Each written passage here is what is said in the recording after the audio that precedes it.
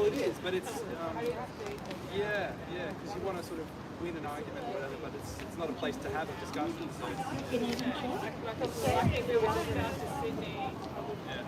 Yeah, I feel like today's perfect. Hello? chat with those two school kids because they were talking about the gender Perfect. gap at school. And Okay, Leah, jump over here. just unpacked it all, so they were on our That side. rhymes. Hey, Leah, jump over here. Okay, we're just about to start our second Speaker's Corner in the actual Speaker's Corner area. And I'm with Leah. I'm going to pass it over to Leah. Thanks, Kellyanne. Thanks, everyone, for coming.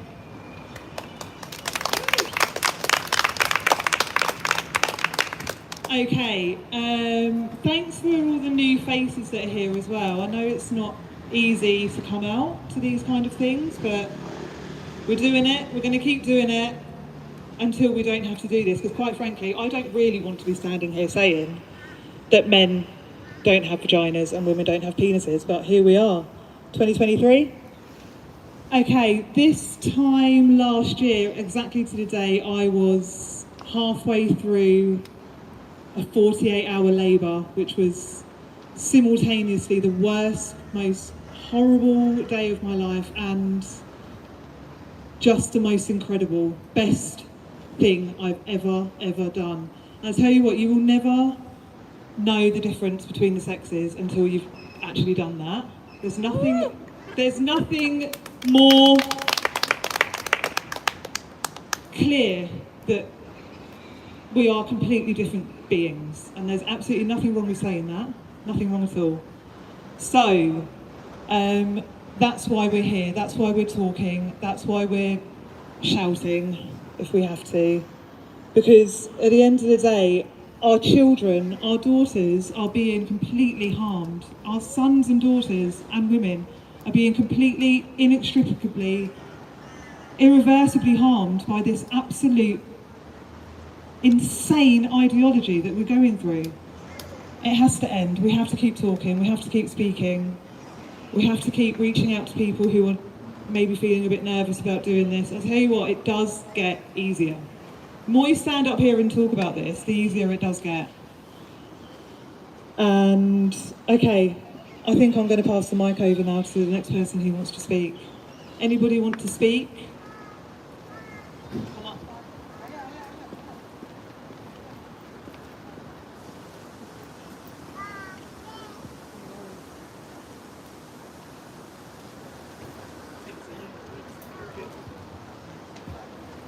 Thank you for this opportunity.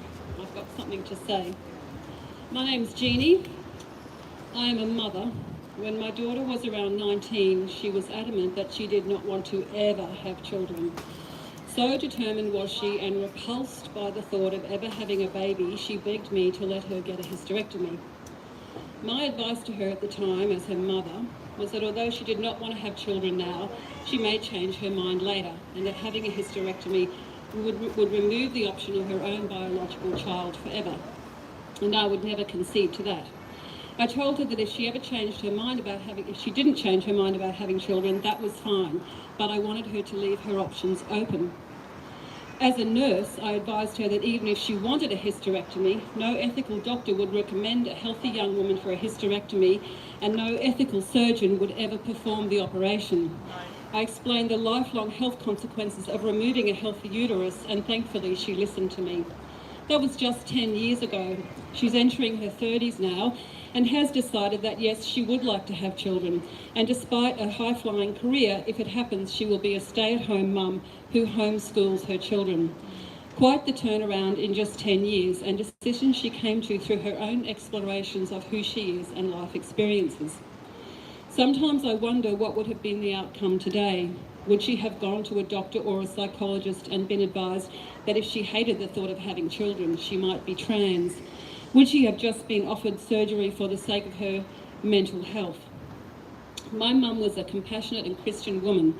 Like most of that salt of the earth generation who had suffered through true hardship, the Great Depression, the Second World War, and the heartaches of poverty, She is gone now, but my mum adored children, and when she would hear of a child in trouble, she would shake her head and say, "Suffer the little children."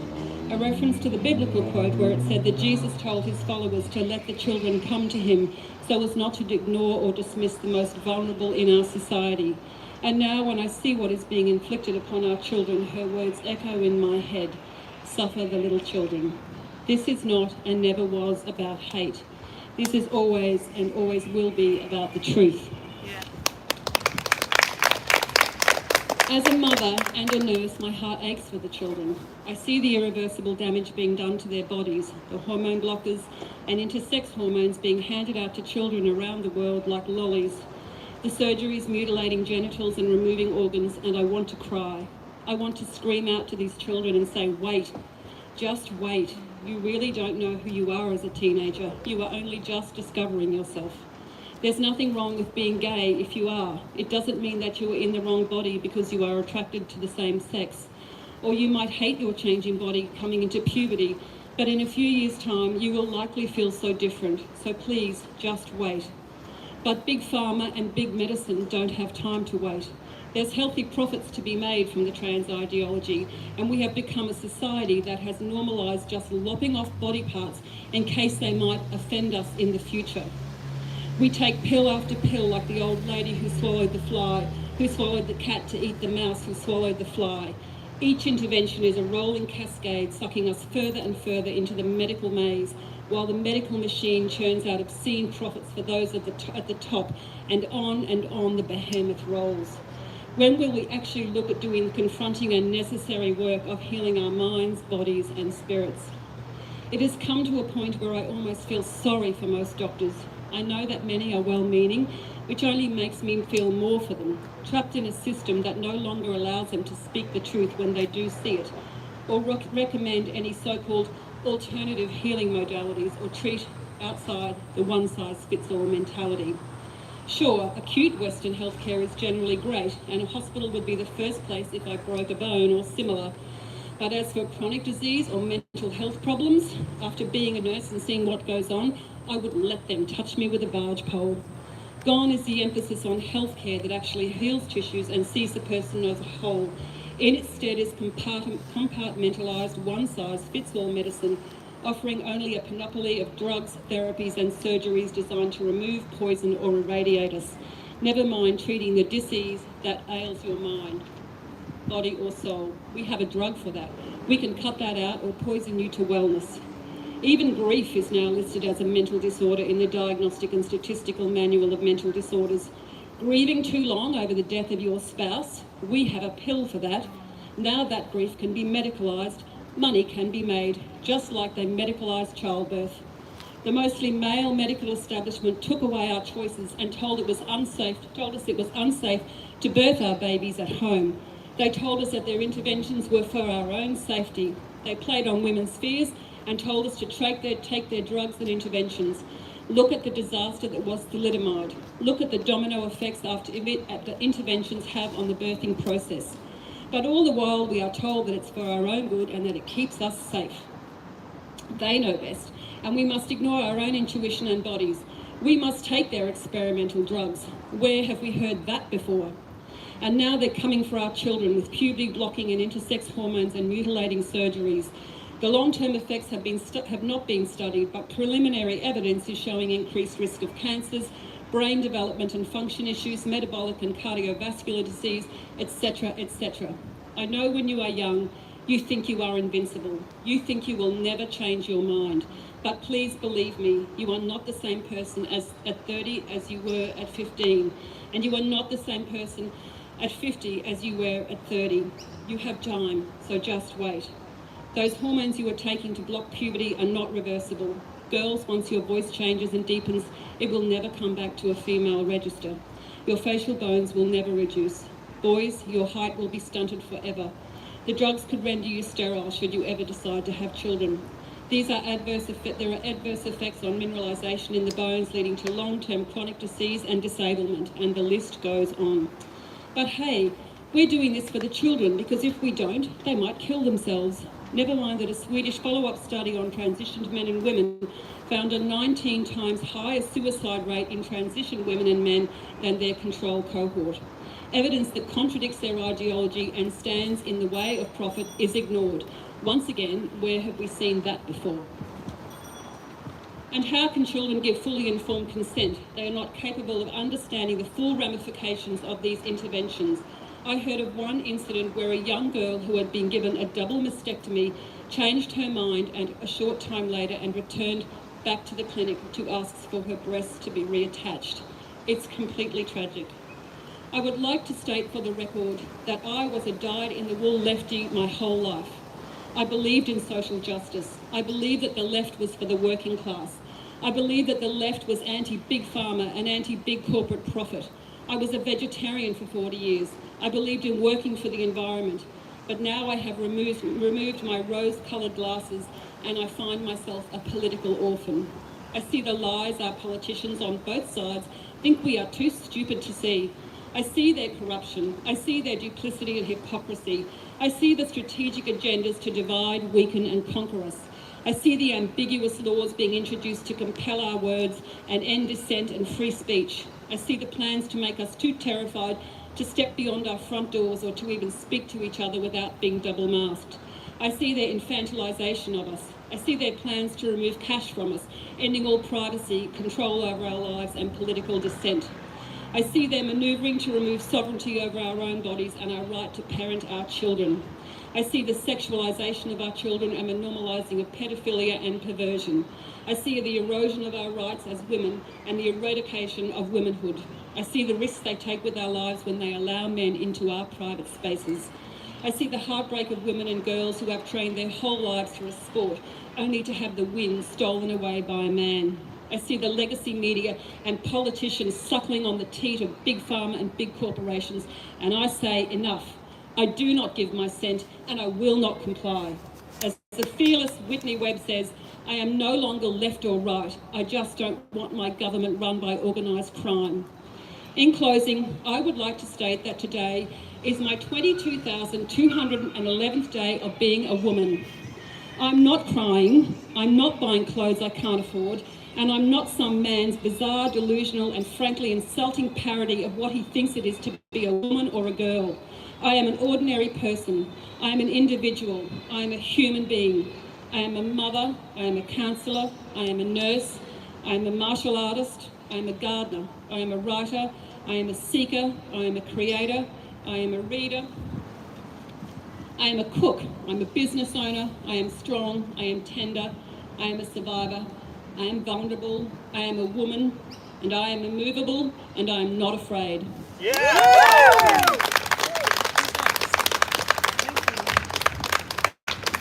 Thank you. Who's next to talk?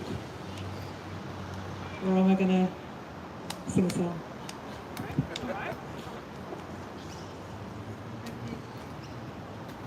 Sorry, this is only going to be really short, but I really thought about this morning when I was thinking about what to say.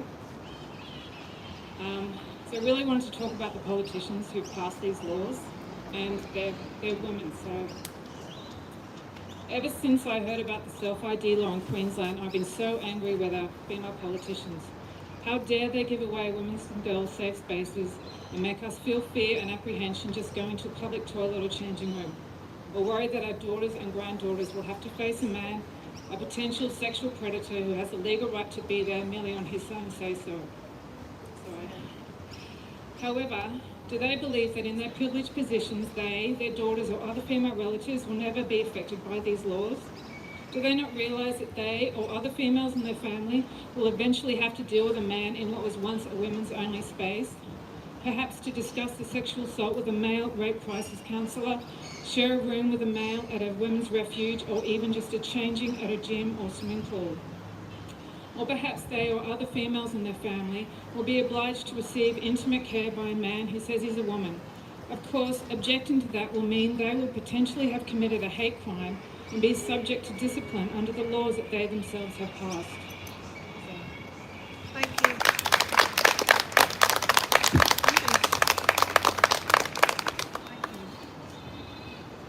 you. It's absolutely mental to think that the woman in charge of putting this through is our Minister for Women and Prevention of Domestic Violence, Shannon Fentiman. Should be absolutely ashamed of herself. This is the same woman that's blocked women from contacting her when they have issues around this. She works for us, not the other way round. These people need to be held accountable. Anybody else want to speak? Leah?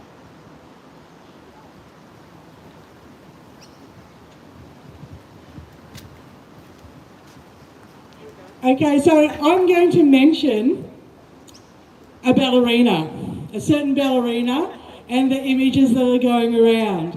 Now, this is coupled with the gentleman that wanted to identify as a ice princess. Now, as a dancer of my past, I don't agree with this. I'm never going to be able to teach belly dancing again in this state under these conditions.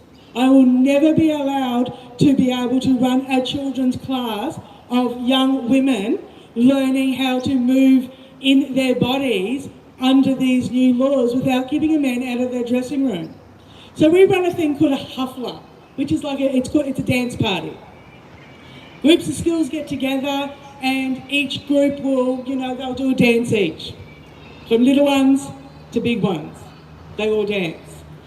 I'm not going to be setting up a dressing room where there's sparkly bras and frilly things for a man who identifies as a woman to come in there and indulge. What is the opposite of what is the opposite? So what do they say? They have gender dysphoria. And what's the opposite of dysphoria? Would that be euphoria? And I do not open my dressing rooms for any man to have euphoria over women's frilly bras, frilly knickers, and the rest of our lycra costumes. I'm just not. It's not going to happen. So you go and have a look at Mr. I identify as an ice princess, and you have a look at Mr. Ballerina. They do not move the same as women. Not only do they not move the same as women, as a woman that has had to audition for troops. Yeah, that's right. We don't just walk into a beginner's class and say, oh, I really want to go and perform with the dancing troupe. No. That's years of actually learning to dance. That's going through whoever teacher that you have. And when ready, your teacher will come and say, hey, I really like what you're doing. Would you like to come and dance with the advanced class? You've got your beginners, your intermediate and advanced, and your touring troupe.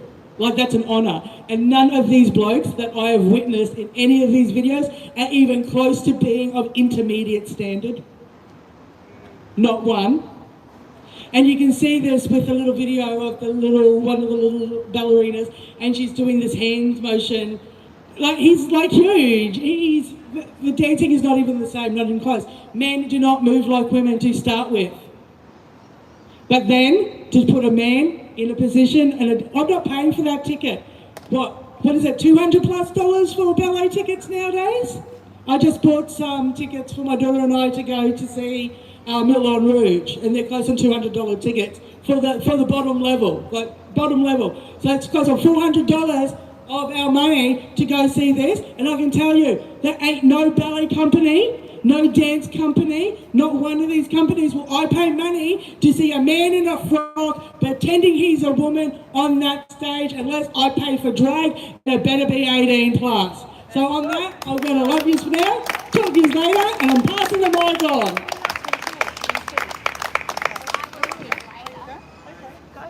Oh, I'm not going to go. I'm just getting my bag. Oh, okay. Thanks. I don't want to say anything special.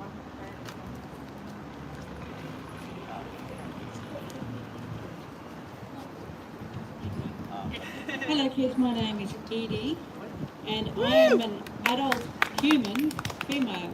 Yeah. Now one thing about being an adult human female and saying that you're an adult human female in this environment is that I guarantee you will get threats of violence. There is no way that you can stand up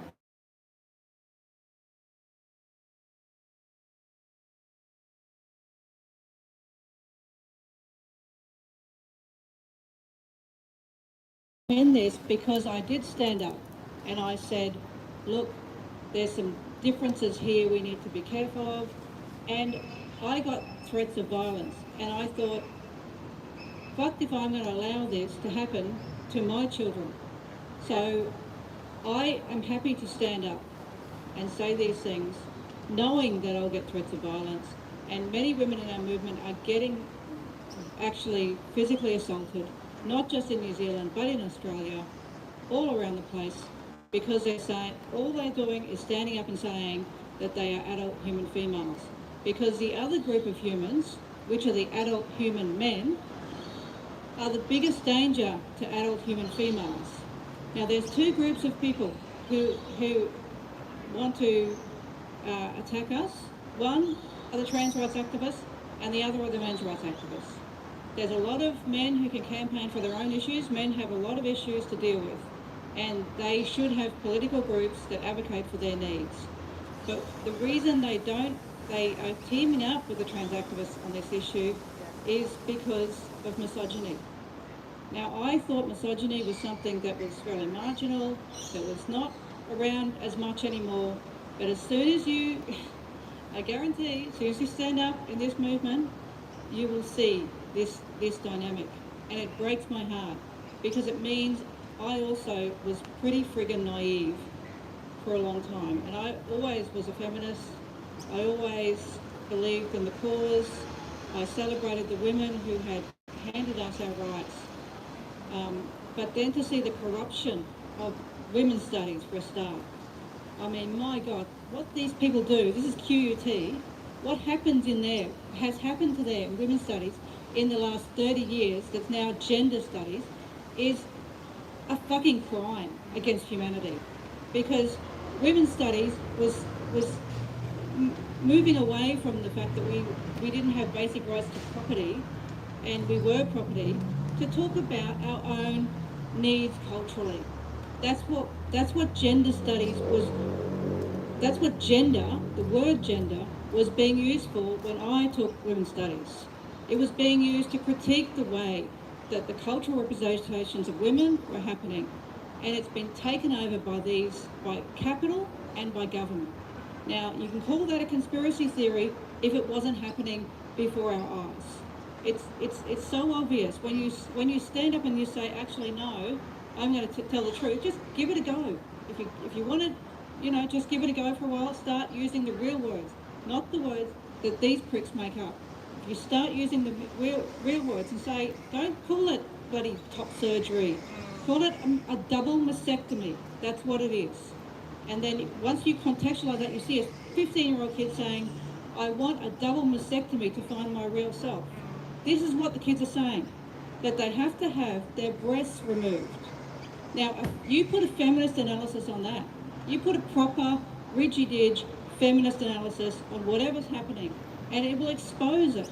So, I have left the left, and yes, the left have left me, but I still cannot stop thinking the way I was taught when I grew up at Stafford Heights in a bloody public housing estate.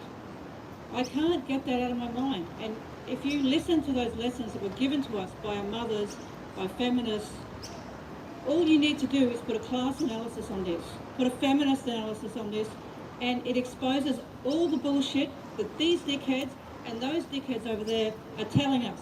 It's all bullshit. So women need to rise up and tell the truth. I'm not even asking you to become part of a movement. Just start telling the truth. And all of a sudden, all the shit will come out. You'll see every bit of it. Yes.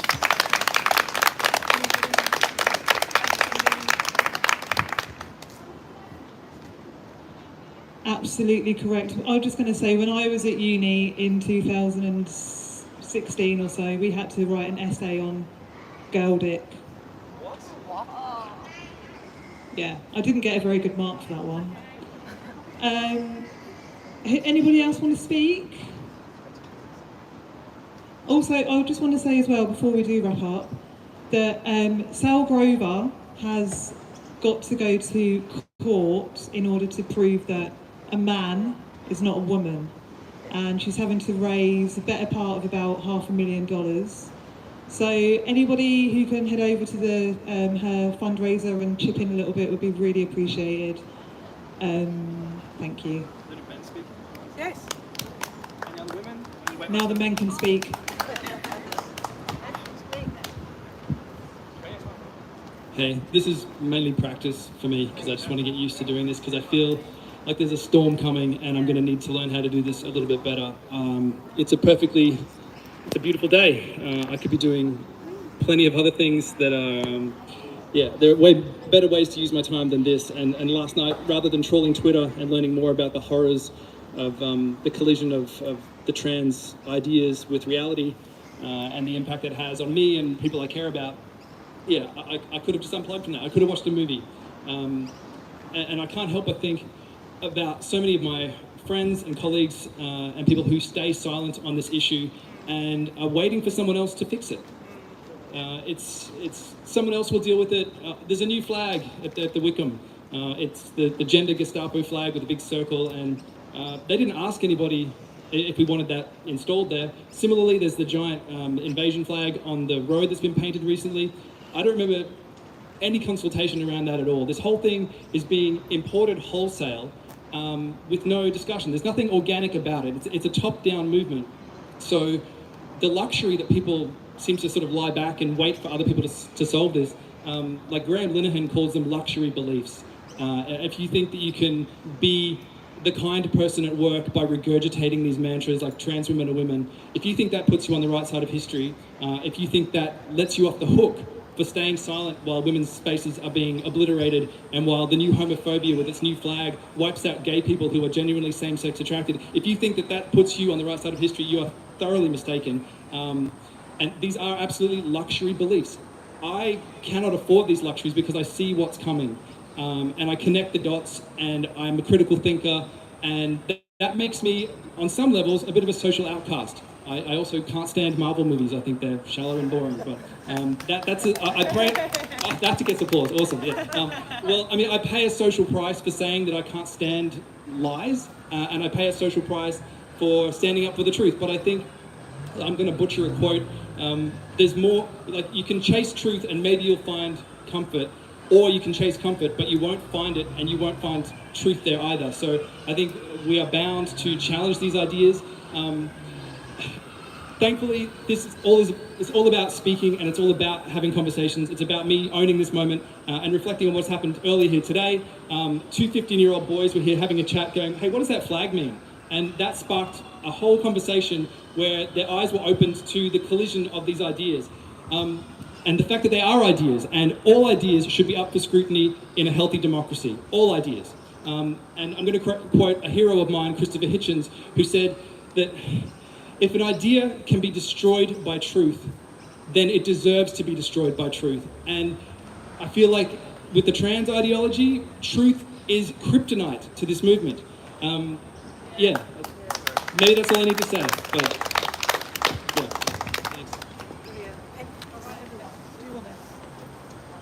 thanks. Love your work, mate. Jessie? Jessie's gonna. I've only gone a little bit. That's all right.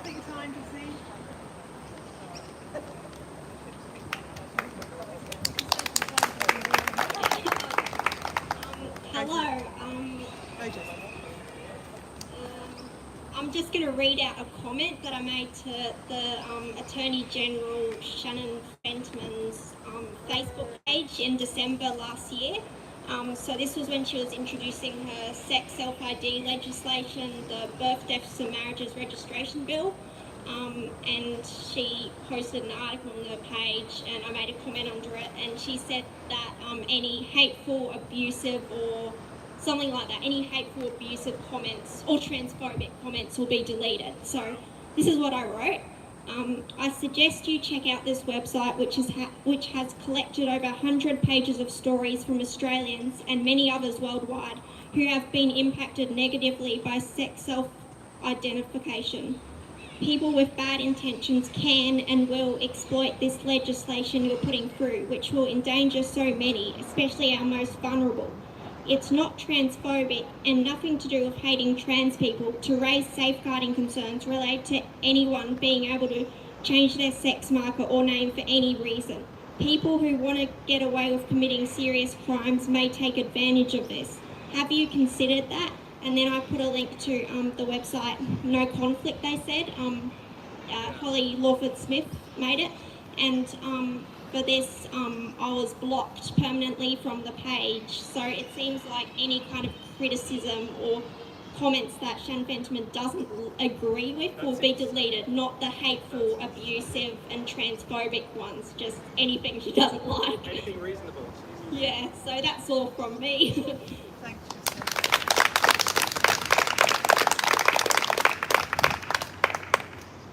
I think that's all from everyone, unless anybody else wants to pop up. All right. Once again, thank you for coming out. Please keep coming. Please keep speaking the truth. Like Edie said, you don't have to join any movement to just speak the truth. Women do not have penises. Men don't have vaginas. Transitioning children is absolutely evil beyond belief. And never be ashamed to say that. We've all lost friends and family members over saying things like this. We've literally been called Nazis. I just don't know what to say about that, apart from just laughing at it, really, because it's so ridiculous. But anyway, thank you for coming, everyone. Thanks for speaking, and hopefully catch you at the next one.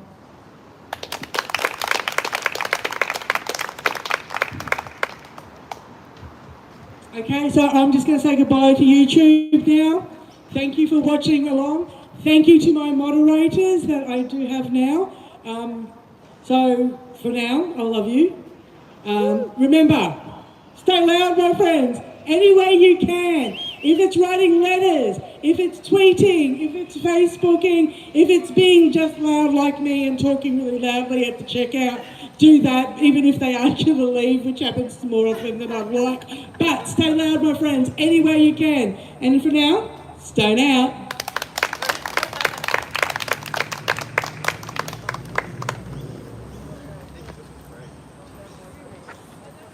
I took so many notes and so many things I wanted to say. It's like, you just got to absorb and trust that something comes out.